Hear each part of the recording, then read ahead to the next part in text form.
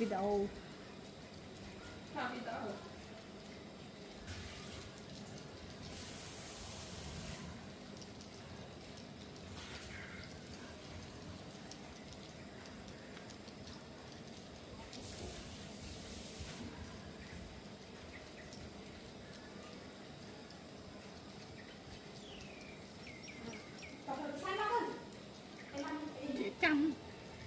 chị căm phải chát mấy ta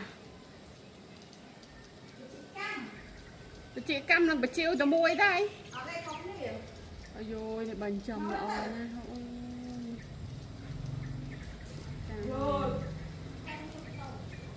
giấy cái chị căm thọt vô thọt tỏ bị chanh ạ